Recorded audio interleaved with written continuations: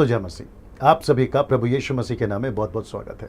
5 minutes Bible study with pastor Daniel Raj के आज के विषय को रखने से पहले दोस्तों, मैं आपको जल्दी से याद दिला दूं कि यूट्यूब चैनल अगर आपने अभी तक सब्सक्राइब नहीं किया है, जल्दी से कर ले, आइकॉन बेल दबा ले, ताकि आपको जो मेरे मैसेजेस हैं वो आप तक पहुंच सके और आपको पता चले। मेरे पेज को लाइक करना ना भूलें, फेसबुक पेज को, ताकि वहाँ से जो मेरे लाइव मैसेजेस हैं वो आप तक जो है पहुँच सके।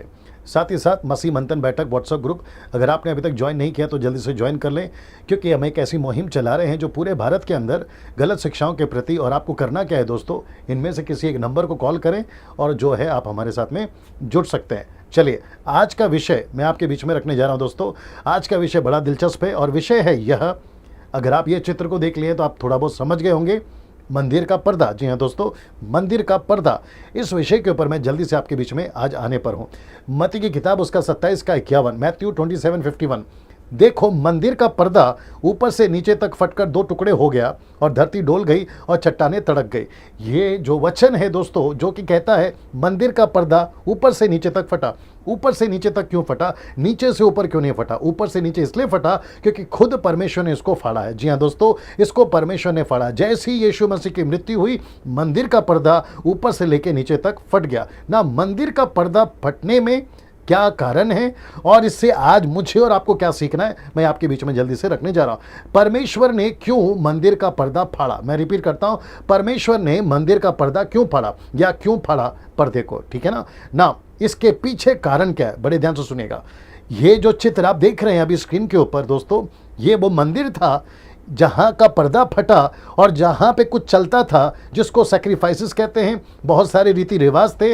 इसको जो है परमेश्वर वहाँ पर कुछ परमानेंट नहीं, टेम्पररी जो है नियम बनाए थे जो करना था। और उसके बाद में दोस्तों ये चित्र देखिए, जहाँ पर परमेश्वर का मेमना यानी यीशु अपना बलिदान देता है, तो यहाँ पर एक बलिदान होता था, ये एक बलिदान हुआ था। दोनों में अंतर क्या है? और जब ये बलिदान हुआ दोस्तों, तो मंदिर का पर्दा फटना स्वाभाविक है और वो जरूरी था ना। ये देख लीजिए, आपको समझना होगा कि वहाँ का एक असिद्ध लहू का बलिदान चढ़ रहा था। मैं रिपीट करता हूं कि एक असिद्ध लहू, जिसको कहते हैं इम्परफेक्ट, यानी कि वो सिद्ध नहीं था, लेकिन जैसे ही जब सर्वसिद्ध यानी कि परफेक्ट लहू, सर्वसिद्ध लहू मिला किसको? परमेश्वर को, तो पर्दा तो फाड़ना ही था परमेश्वर को, क्योंकि इस मंदिर के अंदर जो लहू बहता था वो सिद्ध नहीं था, वो परफेक्ट नहीं था। लेकिन जब परमेश्वर यहोवा को यीशु का लहू यानी कि मेमने का लहू मिला,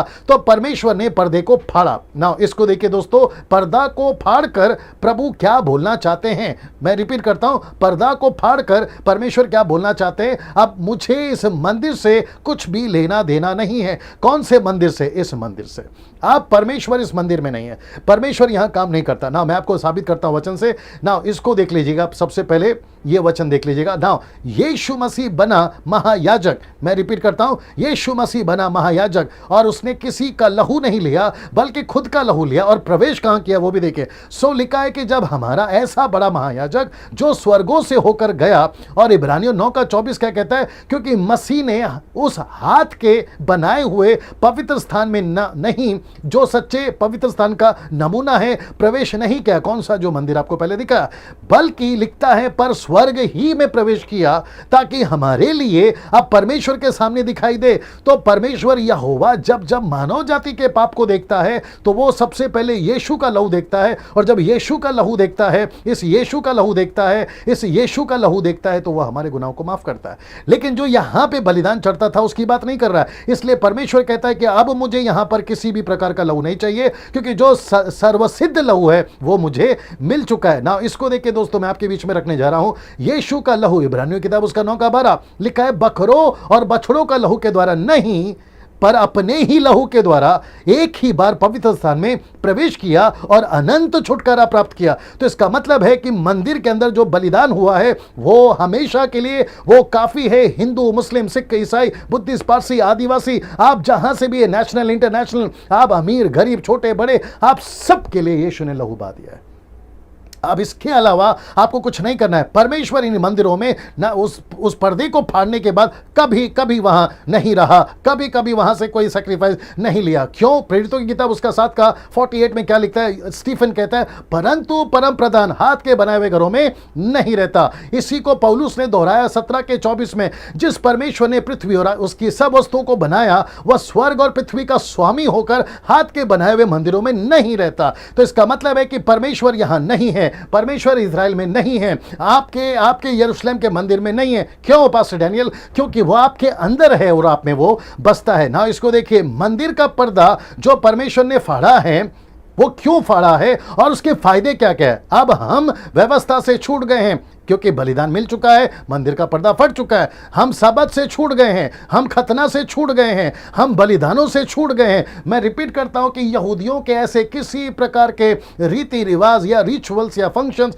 आपको नहीं फॉलो करना है, क्योंकि आप अन्य जाति हैं और आप यीशु के लहू से धुलाए गए हैं। आपका मंदिर का पर्दा फाड़ कर परमेश्वर ने साबित कर दिया है कि आप उसके अंदर नहीं है, परमेश्वर वहां नहीं है, वो आपके अंदर है ना। दोस्तों इसको देखिए, सबसे बड़ी बात जो इस पर्दे को फाड़ कर मिली है, जो यीशु के लहू से मिली है, और वह है कि हमें सेवा करने का उसने मौका दिया है, उसने हमें सेवा करने का मौका दिया है। दोस्तों मैं आपको फिर से याद दिला दूं, मंदिर का पर्दा ऊपर से लेकर नीचे तक फट गया है। परमेश्वर उस मंदिर में नहीं, वो आपके अंदर है, मेरे अंदर है। वो उसका शरीर, आपका मेरा शरीर उसका मंदिर है। अगले वीडियो के साथ में फिर मुलाकात होगी।